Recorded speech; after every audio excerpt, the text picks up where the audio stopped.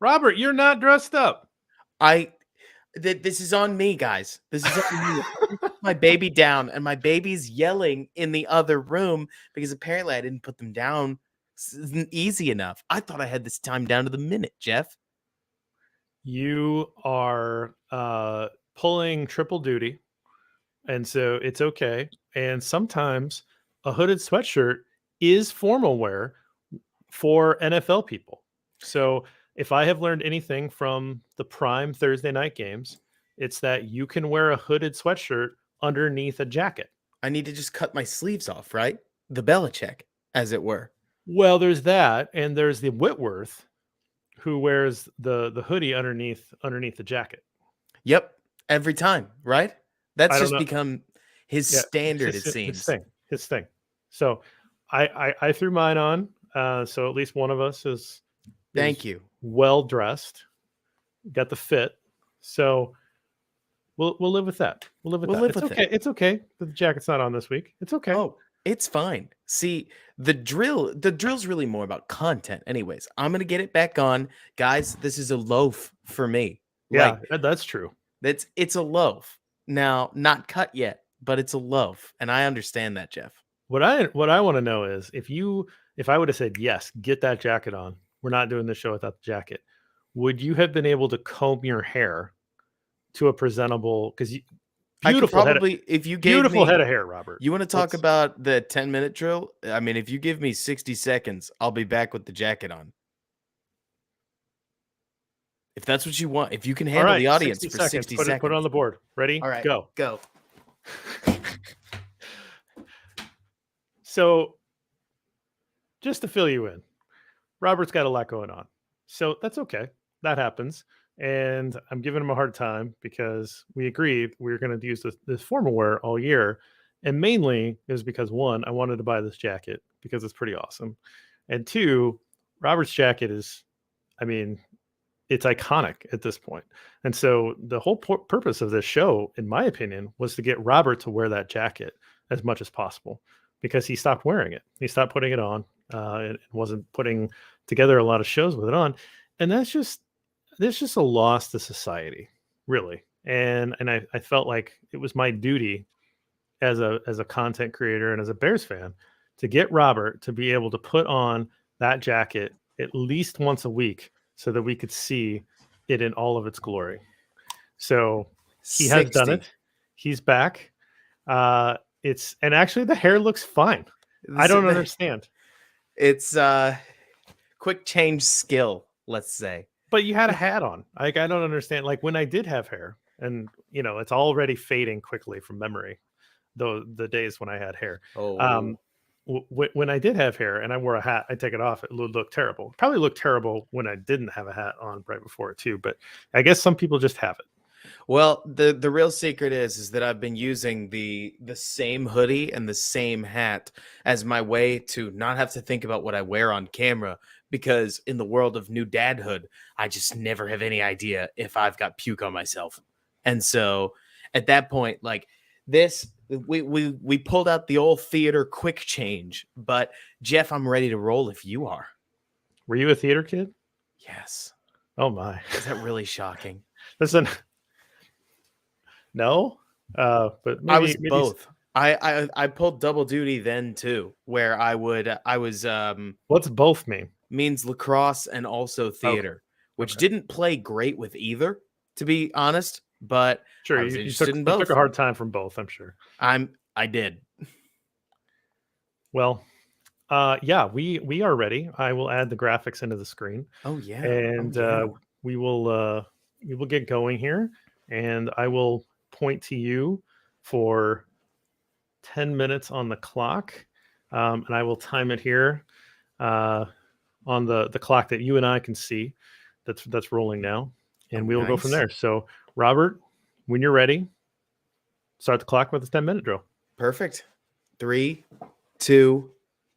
So the Bears are playing the Dallas Cowboys, my home turf, Jeff. They're coming to Dallas. It's going to be a big game for each as the Bears are coming off a beautiful win in Foxborough that suddenly has Bears fans hopping. So let's talk about what's going to happen when the Bears have the ball. Look, Jeff, I got to be very honest with you. This is a tough matchup for the Chicago Bears. Yes, the Bears have found a running quarterback attack that can fluster any defense in the NFL. But with the Cowboys defensive line as good as it is, with Trayvon Diggs, with Leighton Vander Esch, I mean, they've got studs on every level of this defense, and it's a hard time for anybody, let alone a Bears offense that tends to lack fangs. Now, the Eagles have shown the blueprint for how to beat this defense if you're going to beat them at all. You have to hold the defensive line off at least just a little bit, but quick passing, RPOs in particular, and quarterback runs can try to force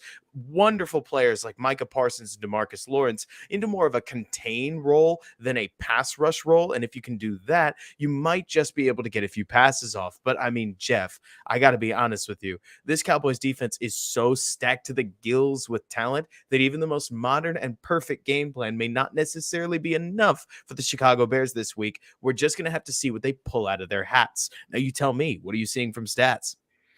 Robert, the stat that jumps out to me is 6.2. That is the yards per carry for backup running back Khalil Herbert.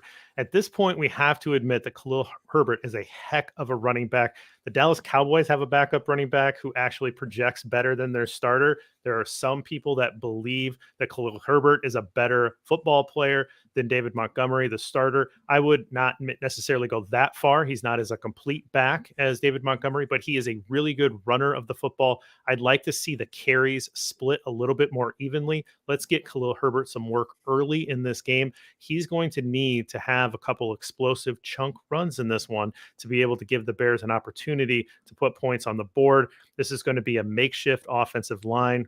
3 of the original starters on this offensive line will not be playing in this game. You're going to have Michael Schofield, Sam Mustipher, and Riley Reif making his starting debut, we think, at right tackle for Larry Borum, who is out with a concussion. And so there is going to be some mix and match here on the offensive line, but 6.2 yards per attempt for Khalil Herbert. We have to take advantage of that. We have to see the Bears take advantage of that if they're going to have a chance moving the ball well in this one. I mean, truly, Herbert has been absolutely fabulous. And that brings us into matchups, Jeff. Who do you have your eye on? Robert, for me, I want to see what Riley Reif has left in the tank and Braxton Jones, those guys going against the all-world talent of Micah Parsons, who is just tearing the league apart. Right now, Micah Parsons looks like he is going to be the defensive player of the year. He is playing that well. He's the front runner in terms of betting odds for defensive player of the year. What can those tackles do to try to slow him down? What can Luke Getsy do to make sure that he's providing chip help to those tackles when so that they're not one-on-one? That's the matchup that I'm most interested in. Bears tackles versus Micah Parsons. What about you? Look, Jeff, I would love to name, whether it's Equinemius St. Brown, Darnell Mooney, Dante Pettis, or whatever wide receiver you want. I would love to name them against Trayvon Diggs. But the truth is, this comes down to Luke Getsy versus Dan Quinn. Because if Dan Quinn isn't ready to handle a quarterback running attack that has a ceiling, let's say, Jeff, of maybe the second most dangerous quarterback runner in the league, depending on how you stack him up against Kyler Murray, Lamar Jackson, and the rest of the quarterback runners in the NFL. And that is a legitimate threat. And the Bears offense has been without a legitimate threat for quite some time. But this is pretty new for the Bears. Justin Fields isn't a particularly great power runner, so he's not going to be running over anybody in the hole. It's a matter of how Luke Getsy is going to draw things up to stretch Dan Quinn's defense and what he can try to predict ahead of time that they can then hit Quinn with when Quinn makes his initial adjustments. This game could be over quickly from the offensive perspective if Luke Getsy isn't prepared on prepared. And I'm very curious to see what they do because honestly, I can pick almost any matchup, Reef included, and it heavily favors the Cowboys. So what can the offensive coordinator do to pull some rabbits out of hats, you know? Absolutely. Let's flip it to the other side of the ball and let's go a little quicker because I think we're a little behind the Ooh, chains let's go. here. So let's go Bears defense, Cowboys offense. From a schematic perspective, the Cowboys offense is still finding itself. With Cooper Rush, they stripped things down. They went short throws, get the ball to the playmaker, run the ball a lot. But with Dak coming back, they tried to open the playbook back up again, and it's just not quite there yet. Just like we saw week 1 against Tampa Bay, against the Lions, Dak Prescott struggled. It seemed like his eyes would be in the right place, but his muscle memory just wasn't there, and the ball did not go where he wanted it to say the least. Low scoring from them against a paltry Lions defense. This is going to be a good test for the Bears offense because as bad as things are on the Bears offense, the Bears defense might just have a major edge here, depending on what Dak Prescott we get. If they can keep the score low, who knows what's going to happen? What are you seeing from stats? 4.95. That's Dak Prescott's adjusted net yards per attempt, a very important indicator of quarterback play. That is a terrible number. That is by far the worst that he has shown. Now, that is only 2 games. That's my caveat. But Dak has not looked like classic Dak early on. He has struggled, and he is coming back from injury. That's a major red flag for me in terms of predicting whether or not Dak is fully back. I think that he's still knocking off rust and trying to figure out new defenses here in 2022. I think the Bears have an advantage in that because their defense is starting to play very well. What about matchups? Which one do you like best? I love Jalen Johnson on CeeDee Lamb. CeeDee Lamb is the clear #1 weapon. This to me is the best on best because while Jalen may not be the best player on the Bears defense, he's the most important player in this specific game because if you can push any quarterback, it's not just a Dak thing, Jeff. If you can push any quarterback beyond their first read consistently, you might just create some problems. So if Jalen Johnson can have a great day against CeeDee Lamb, who will likely project to be all over the field, that'll play very, very well for the Chicago Bears on this day. Who do you got? Robert Quinn is now a Philadelphia Eagle. He is gone from the Chicago Bears. That opens up more reps for rookie Dominique Robinson and Travis Gibson on the outside there. I want to see those reps from those young guys, try to take advantage of increased playing time, see if they can get more pressure on Dak, see if they can contain and hopefully stop Tony Pollard, the talented back there. And so I want to see the defensive ends, the young defensive ends for the Bears and see what they can do. So let's move on, Robert, to our prop bet segment of the week. I pulled a bunch of prop bets from our friends there. If you want to join us, sign up, use that promo code that's on the screen. Bears, it's the best promo code that there is. So let's go through and pick a couple of things that we like here, Robert. For me, I already kind of teased this. Khalil Herbert's over under here for this game is 37.5 rushing yards. To me, I think that the Bears know that they have to get Khalil Herbert involved in this one. And so I'm going to say Khalil Herbert over 37.5 yards. He's an explosive play waiting to happen. He can get that in one carry. So that's just the amount of trying to get him in at least the 8, hopefully the 10 to 12 carry range in this one. I like Khalil Herbert over 37.5. All right, Jeff, I've got a stat for you. My stat is 5. Over the last 3 weeks, Justin Fields has taken 5, let's call them free sacks that statistically count as a sack, but are really him running out of bounds for a loss of quite literally 0 yards. They still count as sacks, though. So I would think if you want to make some money, I know it's not the most positive bet in the world, but Cowboys DSTs getting 3 or more sacks feels very, very good to me. Justin Fields on 3rd down loves to hang on to the football and try to find somebody down the field. He does not seem to particularly mind taking a sack in those situations, and when pressured, like I said, he may give you one for free. This feels like the right kind of game. It's not too obvious to take over on the Cowboys sacks, especially given some of the inordinate totals that Fields has posted this year with games of 4, 5, 6 on the year already. 3 seems pretty low, as a matter of fact. Particularly for a very good defensive front in Dallas. One bet that I like is taking the under for Dak Prescott, 1.5 passing touchdowns. I'm just not convinced he's back. I think this secondary is starting to hit its stride and play well. Again, he can still throw one and you still win this bet.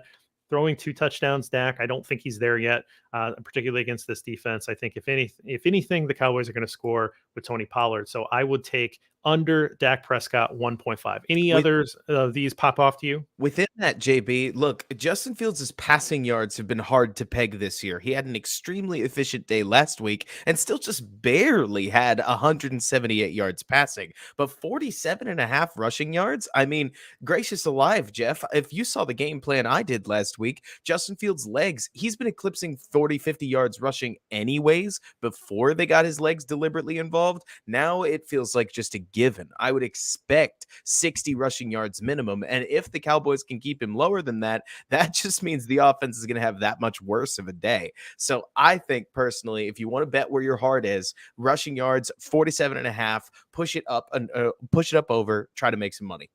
I like it. Let's kill it there. That's basically 10 minutes. That's the Basically. 10-minute. It's like 10 minutes, 20 seconds. Amongst friends, that's a 10-minute drill completed with perfection. We round down here. So appreciate that. That's the 10-minute drill. We're going to stick around for some questions on the YouTube live stream. So for those of you that want to talk a little bit more, we're here for the podcast. Thank you for joining us. Make sure you're hitting up those prop bets and using our promo code if you're interested. Bears. Bears is the promo code. Make sure you're doing that. And thank you. And we'll see you next week. Bear down. Bear down.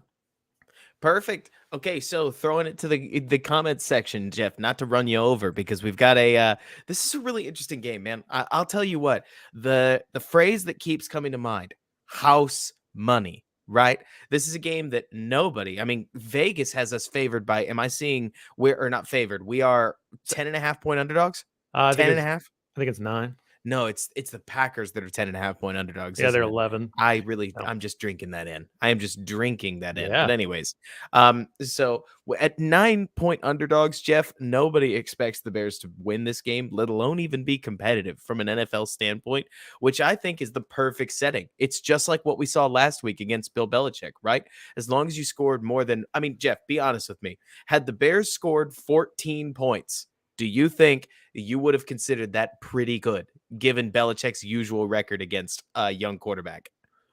I couldn't believe what they did. I know. Would 14 have been enough, is what I'm saying, if they'd lost 20-14 in Foxborough? I mean, I don't know, man. I mean, I know it's hard to pin down, right? But it's complicated. So when I look at this Dallas front, I mean, Jeff, I got to be honest with you. Okay, so I've been tumbling the silliest thing around in my head, and I'm not about to try to make the case that the Bears are going to win, but I am going to be very honest with you. I keep thinking back to when the Chicago Bears had one of their best defensive games in a long time against the Carolina Panthers in 2020. Any chance you remember the game? Enough. I don't know. You got to tell me a little bit more than just okay. Carolina So Panthers 2020. That's honestly, I'm not Jack Silverstein. But so Carolina Panthers 2020 was when the Bears took on Teddy Bridgewater, right? And a bad Panthers squad. DJ Moore hadn't quite established himself yet. Robbie Anderson was still considered one of the threats. And the Bears pitched like, it wasn't a shutout, but I think they had 3 takeaways to 1 touchdown and won like some low score to 7 or something. The offense looked like a disaster and they won anyways. But the main point that I wanted to bring up is that Teddy Bridgewater was a real problem as a mobile quarterback. And it's got me thinking, Jeff, about how often I have been trained to just look past quarterback running as if it's not really a sustainable thing, right? Because most people can't do it at a consistent, super high level. Fields is outrunning linebackers. I don't know if you saw what I saw, but Bill was putting spies on Fields and he was outrunning the spy. I mean, I know it's not a forever plan, but there's no defense in the NFL right now that's really geared up to stop that kind of player, which is part of why the best team to move the ball was the stacked out Eagles. So I don't know. I mean, how well is the ancillary talent going to play against talent that's just dramatically better than they are? Because the Bears offense is not made up of the stuff of the Eagles, sure, but Justin Fields is ever so slightly more dangerous with his feet than Jalen Hurts. And it just has me wondering, like, what does that X factor do if you're willing to just lean into it? Obviously, it risks a little quarterback health, but when you score 33 in Foxborough with a kneel down at the 2-yard line, Jeff, you have to wonder just what you could do to a defense that isn't quite ready for you. Yeah, I mean, they were running Ebner at the end there too. You got Demo or Herbert in there at the end. They might have converted that. So yeah, they could have dropped 40. Are you going to the game? I thought about it, but it was going to cost me like $500, and I just Ah, don't have $500 right now. why does it cost so much to go to a Dallas game? Because I mean, Jerry likes his money and he can fill the stadium. You know, like it costs $80 to park a mile away in No Dallas. way. Oh, do you think it doesn't? I don't Like, know. I've never been. oh yeah. Oh yeah, Jeff. I mean, Good just the grief. parking is almost triple digits. Like, it's expensive to go to an NFL football game. And as much as I'd love to go, I there's also definitely an aspect of this, Jeff, where I think to myself, I would rather take a trip to Chicago eventually so that I can see a game in the home stands than see them away in Dallas, where I can promise you either I'm going to be mad because Dallas is winning, or the aura of the stadium is going to be frustration because it's tighter than it should be, you know? I'm not into going to away games is actually a little weird. Because I mean, you're 95% of normally. I mean, if you go to if you went to Bears Chargers in LA, it'd be more Bears fans, right? But in general, you're going to a game and there's more, Easily. many more fans that are for the home team, and it does feel a little weird. You're almost like I don't want to. I'm not sure too loud. I don't want to upset people too much. It is kind of weird. I'm going to an NFL football game on Sunday. Oh, Yeah, I'm going to Falcons, first place Falcons against the tied for first place Panthers. that will be electric. That sounds Huh? really fun. Huh? How about that? I mean, it's so funny. So when is the game? Noon. No way. You're gonna miss Bears Cowboys? Yeah, man. I'm running a half marathon in Atlanta You have to that go. morning, I mean, and you then it's do right have to there. go. I'm right there. Of So course. yeah.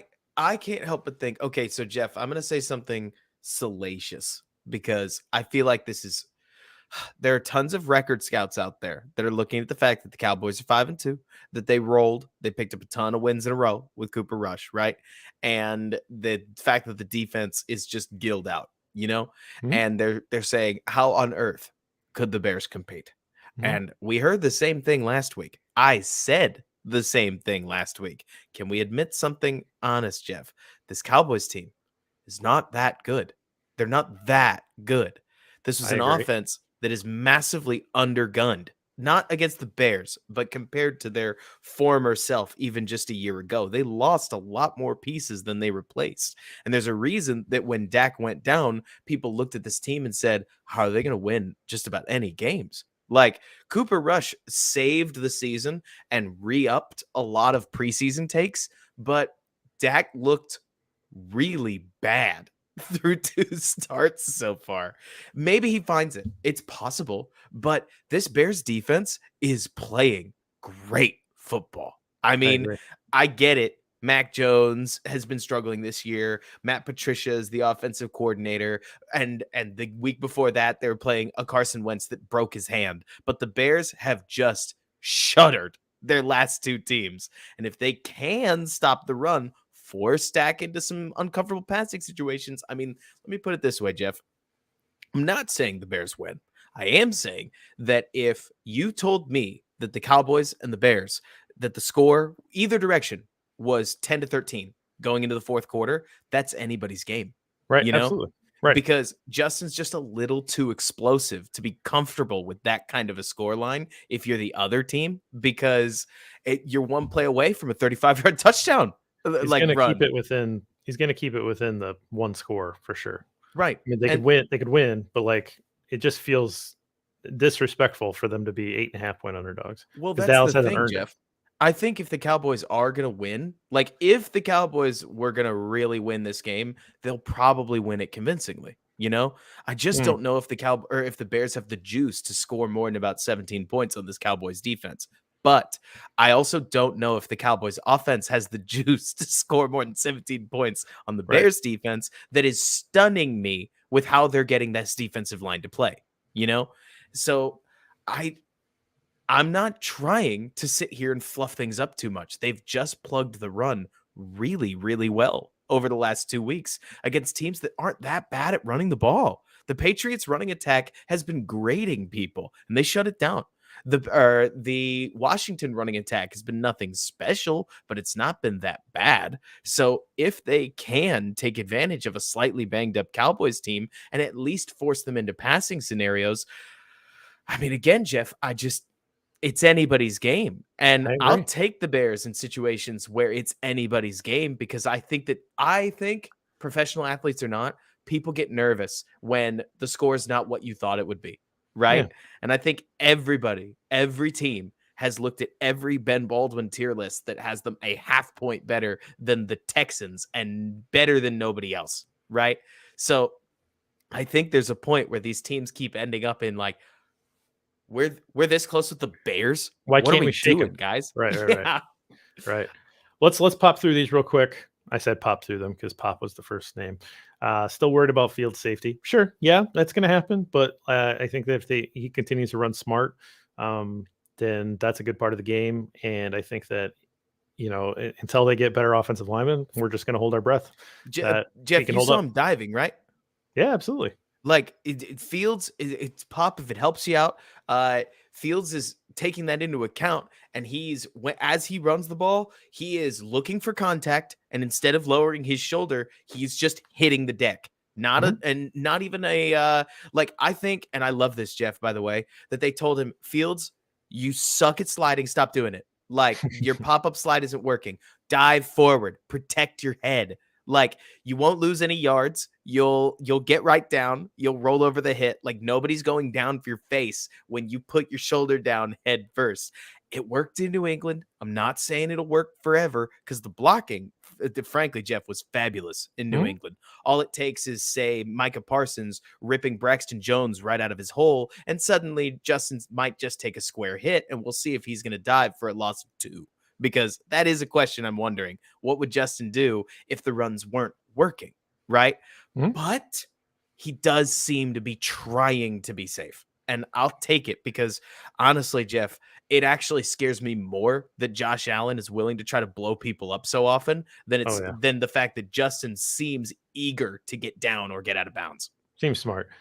Carlos says just win. I mean, this is a Bears podcast, not a Raiders podcast. Just so you know. I don't care. I'm win, here just for win, it, baby. Right? No, I mean, absolutely. Of course, this is one of those games. This would be great for you, Rob. Hey, Jeff, I am by no means trying necessarily to just like lengthen this thing out, but I will say for our YouTube crew that's out there that this is one of those games, Jeff.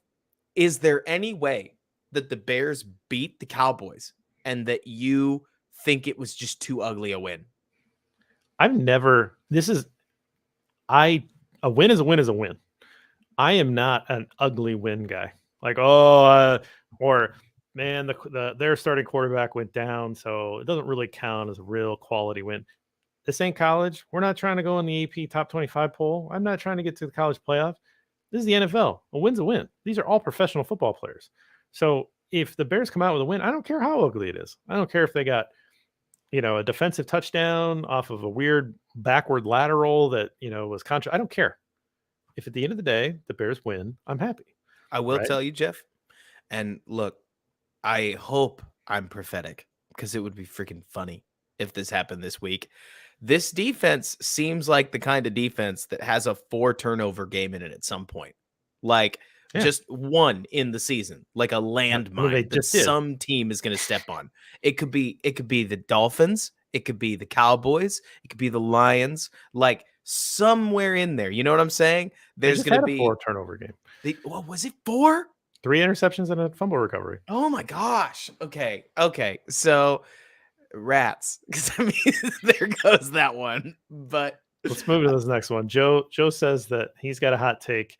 He says Justin Fields is much better than Lamar Jackson.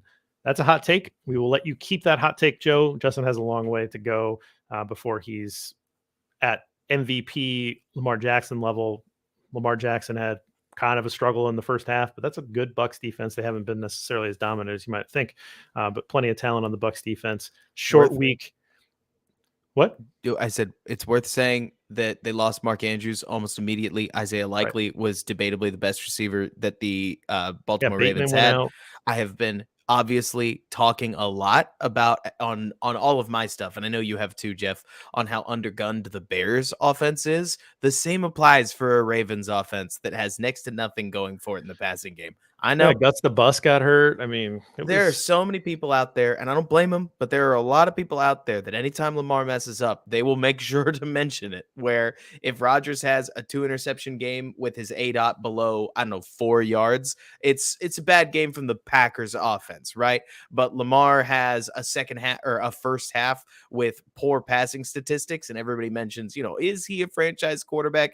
If Lamar Jackson's not a franchise quarterback, if he's not a top 5 quarterback, there just aren't enough names to fill the rest of the list, Jeff. Like yeah, he's a it's special player. we Fields, I hope Fields ends up being as good as Lamar Jackson because that would be high praise. High Yeah, praise. yeah, absolutely. Marshall asked if do we trade Herbert or Demo. I assume you mean with ahead of the trade deadline here coming up. Chances of trading Khalil Herbert 0.00%. I mean, there's just no reason to do that. He's a young player. He's ascending.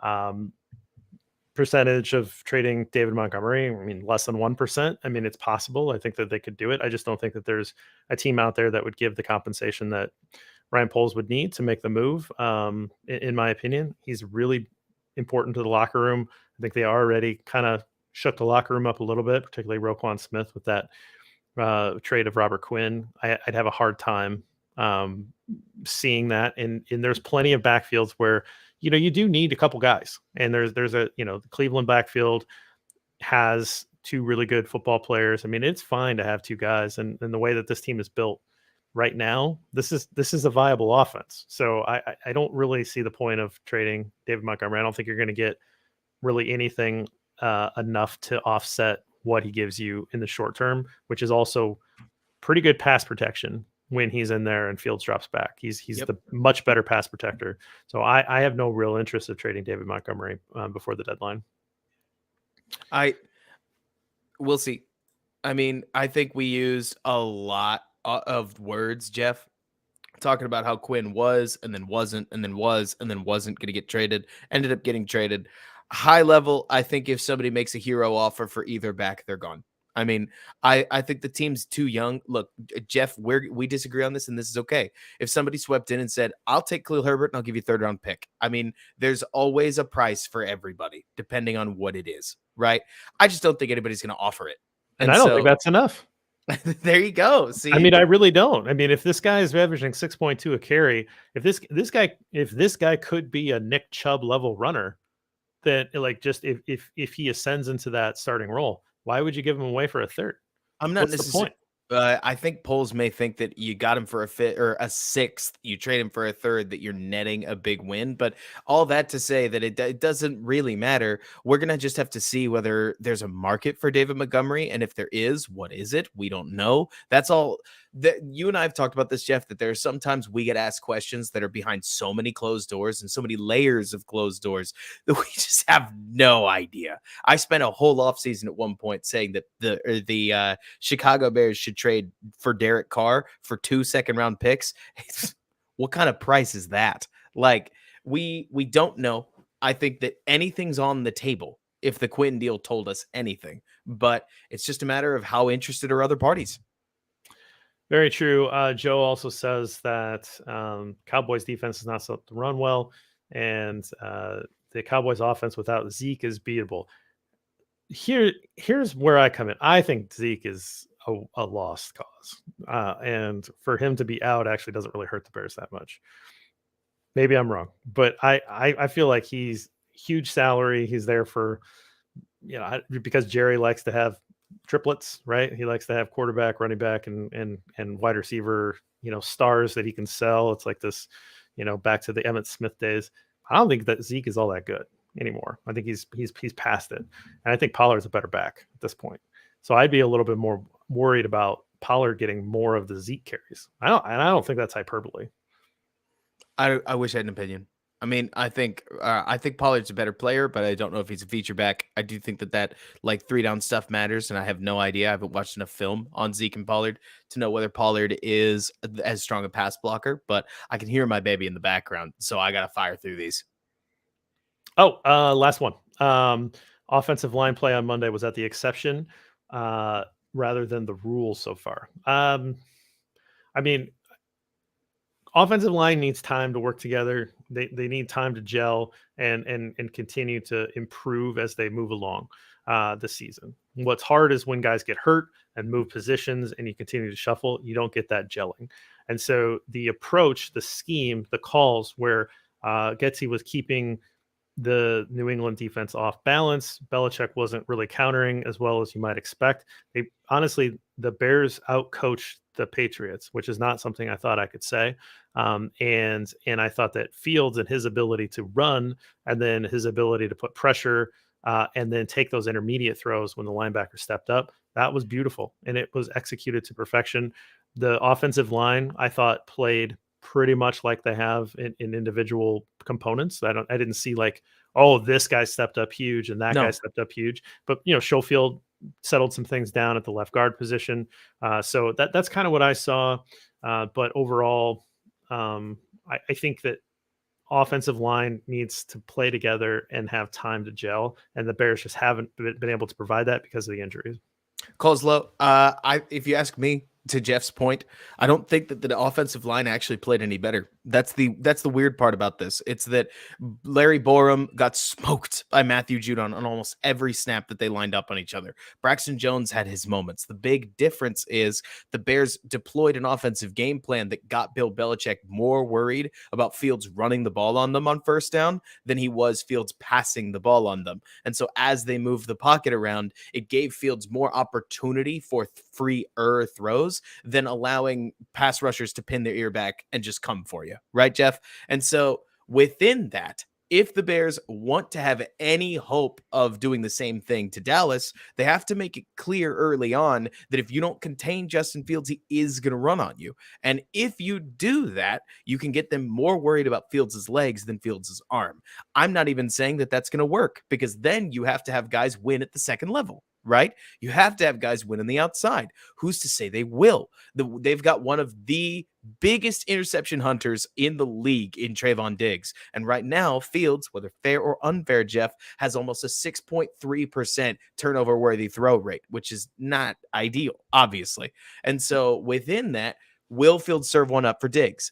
Who's to say? But if the Bears want to do anything to emulate what they did to give you the same feeling of pass protection, they are ultimately going to have to find a way to at least visually threaten Fields' legs, whatever that looks like. Absolutely. Get out of here. Take care of your kid. Everybody have a good weekend. Enjoy the Bears game. Again, we only get 17 of these a year. Most years, hopefully we start getting more of them, but enjoy the game, and we'll see you soon.